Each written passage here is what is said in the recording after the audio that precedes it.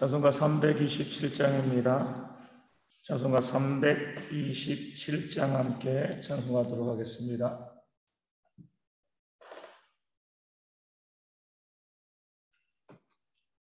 (327장) 함께 찬송합니다. 주님 주실 화평 믿음 얻기 위해 너는 정성껏 기도했나. 주의 재단 앞에 모두 바치기 전 복을 받을 줄 생각나라.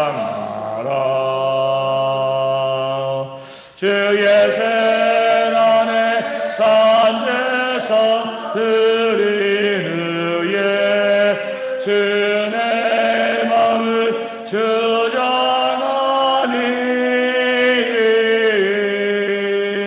주의 뜻을 따라 그와 동행하면 영생 복락을 누리겠네. 주의 밝은 빛에 항상 활동하며 선한 사업을 힘쓰겠나. 자유 얻으려면 주의 뜻을 따라 너희의 모든 것 희생하라. 주의 재단에 산제사 드린 후에 주의 마음을 주장하니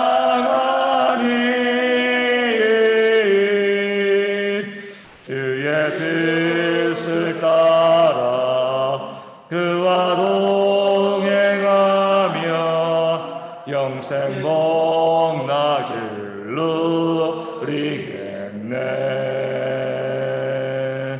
주의 재단 앞에 모두 바친 후에 주와 온전히 사귀겠네.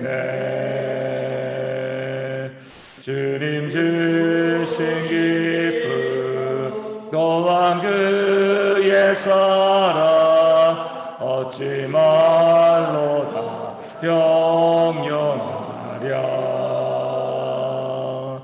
주의 재단에 산제사 드린 후에 주의 마음을 주장하니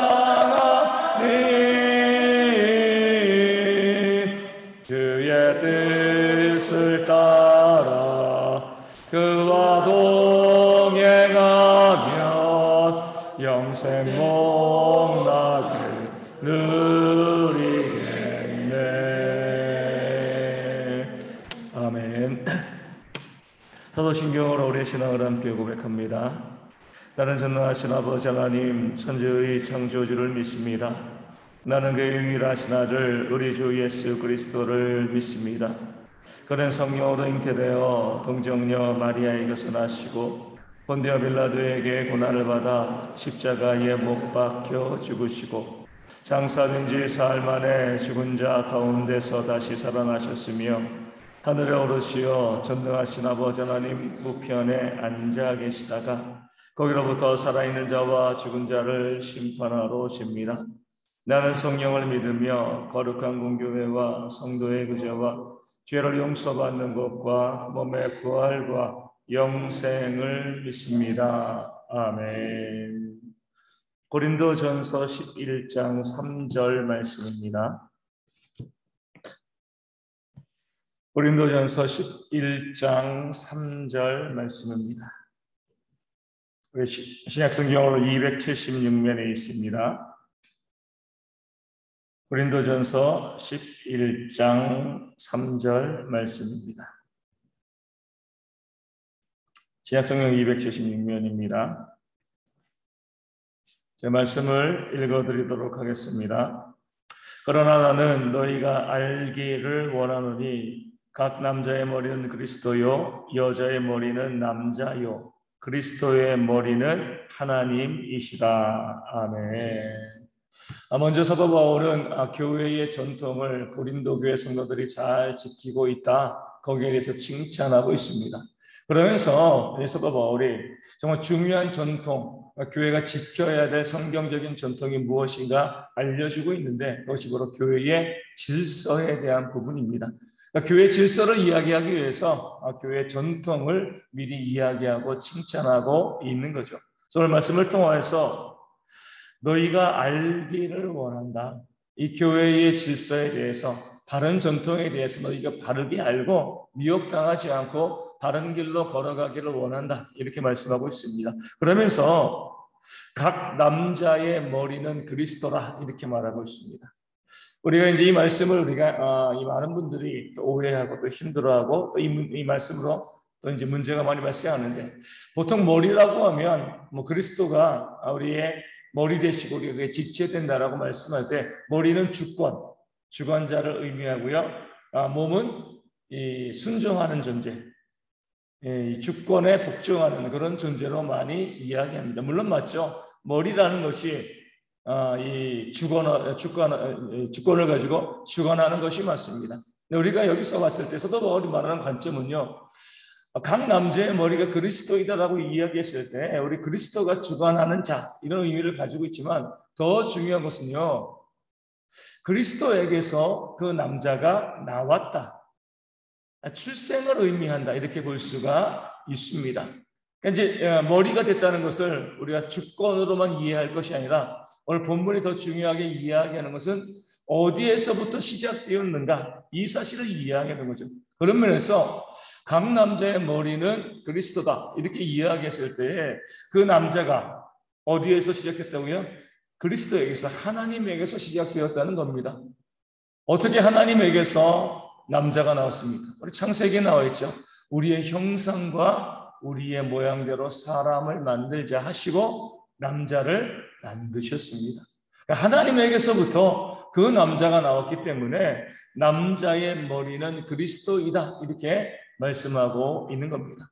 앞서 말씀드린 것처럼 머리가 주권을 의미하면 지배와 또 복종을 우리가 이제 요구하게 되어지는데, 이 머리가 순서를 이야기하면 어디에서부터 시작되었는가, 이것을 이야기하게 되어지면 비로소 질서를 이야기할 수가 있습니다. 질서는 이거잖아요. 우리가 극장에 들어간다고 했을 때, 요즘 그러지 않지만 예전에는 줄을 서서 샀습니다. 그렇죠? 줄을 산다는 건 뭐예요? 앞에 있는 사람에게 우선권이 있다는 거죠. 그것이 뒤에 있는 사람보다 앞에 있는 사람이 더 뛰어나다는 건 아닙니다. 뛰어나서 앞선 것이 아니라 먼저 갔기 때문에 그 앞에 선 거고요. 나중 간 사람이 뒤에 서는 거예요. 동등한 사람이지만 먼저 앞에 갔기 때문에 표를 살 수 있는, 먼저 살 수 있는 그 권한이 있는 거죠. 이게 바로 질서입니다. 이 남자와 그리스도의 관계에서도 마찬가지죠. 사도 바울이 이야기하고 있는 것은요, 동등함이에요. 물론 어떻게 우리가 아무리 남자라 할지라도 그리스도와 동등될 수 있으면 그럴 수 없죠. 하나님이시고 사람인데. 다만 하나님께서 하늘의 영광을 버리시고요, 사람의 모습으로 이 땅 가운데 오셨기 때문에, 하나님이 동등하게 우리를 여겨주셨기 때문에 동등함을 이야기할 수 있습니다. 하지만 그 동등함 가운데서도 무엇을 이야기하는 거예요? 질서는 있다는 거죠. 그리스도가 먼저이시다. 주관하고 지배하시고 다스리는 것, 이것을 이야기하는 것이 아니라 먼저이기 때문에 우리가 그분의 말씀을 듣고 순종하는 것이 마땅하다, 이렇게 이야기합니다. 그 다음에 중요한 말씀이 나오죠. 뭐라고 나와 있어요? 여자의 머리는 남자요.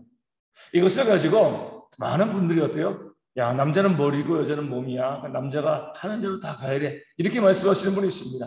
남자와 여자의 차별을 이야기하는데, 여기서도요, 시작과 기본을 우리가 볼 수가 있습니다. 여자가 남자에게서 나왔잖아요. 그렇죠? 하나님께서 아담을 먼저 만드시고 그 아담에게서 여자를 만드셨습니다. 그런 면에서 여자의 머리가 남자다라고 이야기했을 때 남자가 더 뛰어나, 더 우수해, 이것을 이야기하는 것이 아니라 어디에서 시작되었는가, 성경에서 그렇기 때문에 동등한 존재지만 뭐가 있는 거예요? 질서가 있다. 이렇게 이야기하는 것을 사도 바울이 남자와 여자의 관계를 이야기하기 위해서 남자의 머리는 그리스도이다. 이것을 먼저 말씀하고 있는 겁니다. 결정적으로 마지막에 그리스도의 머리는 하나님이시다. 이 말씀을 만약에 조금 전에 이야기한 것처럼 여자의 머리는 남자에게, 남자가 더 뛰어나 이렇게 이야기하면 그 다음에 나와 있는 그리스도의 머리는 하나님이시다. 그리스도는 성자고요, 하나님은 성부잖아요. 그러면 성부 하나님이 성자 하나님보다 더 뛰어나시다. 이렇게 이야기하게 되어지는데 그럼 이단인 거죠. 그렇죠? 성부와 성자와 성령 하나님은 동일 본질, 동일하신 하나님이십니다. 그럼에도 그 기원과 우리에게 질서를 설명하기 위해서 성자가 하나님에게서 나신 분, 이렇게 성경이 말씀하고 있는 거죠. 하나님 혼자 있다가 성자를 낳으신 것이 아니에요.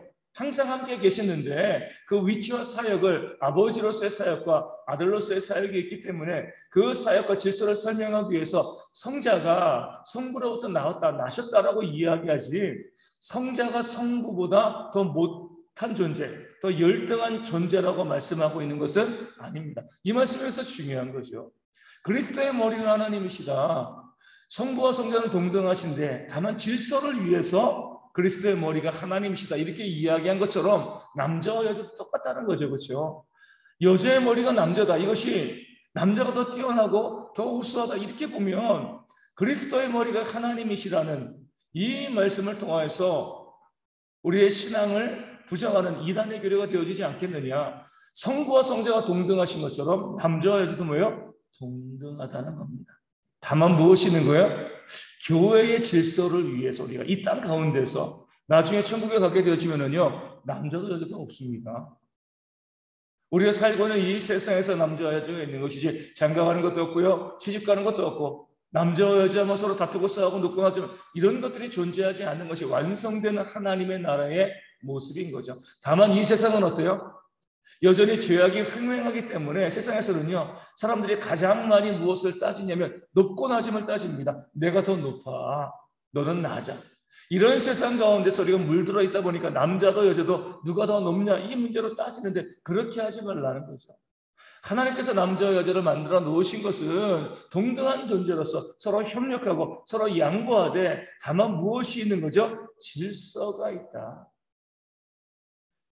여자가 남자에게서 나왔기 때문에 남자가 한 걸음 더 앞에 가 있을 따름이지 한 걸음 더 앞에 가 있다가 없어지는 것처럼 줄을 조금 더 빨리 섰다고 해가지고 그 사람이 더 뛰어난 것은 아니라는 거죠. 더 앞서 있기 때문에 우리도 자녀들에게 왜 충고해 줄 수 있나요?